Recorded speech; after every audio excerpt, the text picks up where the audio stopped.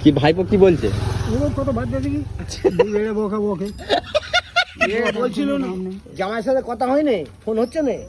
না আমার দরকার তো, আমাকে টাকা দেবে বলে দিলুনি, কোথায় গেল বললো তুমি আসতেছে দিয়ে দেবে এখন ক টাকা? 1,500 টাকা। একেবারে এখন দিয়ে দিতে হবে? কখন দিতে হবে? মাস শেষ হলে নিবি? মাস শেষের আগে, ঢুকবার আগে দিতে হবে, ঢুকবে। আজকে দিলে কাল চাবি দেবো। কাল দিয়ে দিবি তো কি আছে? ও টাকা আজকে দিয়ে দিলে তবে আমি চাবি দেবো, খুলে দেবো দরজা, ঢোকো। আচ্ছা ঢুকতে দিবি তো? এখনই দিয়ে দিলাম, আমরা বসে আছি ঘরে নিয়ে চলে যাই ওদের ঘরে।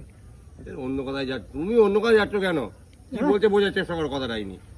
ইনি বলছে যে ইনার ঘরে যদি কেউ ভাড়া নেয় তোমার বলে আদা নয়, আগে পয়সাটা দিলে তবে ইনি ঢুকতে দেবে, এইটাই বলছি। তোমার ক্ষেত্রে বলছে না ভাড়া তো চলতেছে।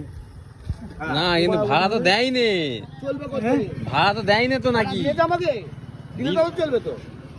উনি বলছে আগে পয়সা দিয়ে দিতে হবে, তারপর থাকো। এটা আমি কাকুকে শুনি পুরো ভাড়া আগে তোমাকে দিয়ে দিতে হবে। আমি ওই কথাই তাকে বলেছি, সে বললো দিয়ে দিচ্ছি। ইনি রাজকে বলেছিল, ইনি রাজকে বলেছিল, বুঝলে, রাজকে বলেছিল, রাজ বলেছে আচ্ছা দিয়ে দেবো।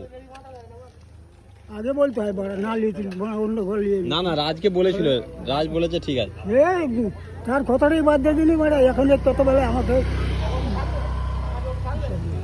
দিবি, এখন দিয়ে দে চাবি ভাড়া, চলে যাবে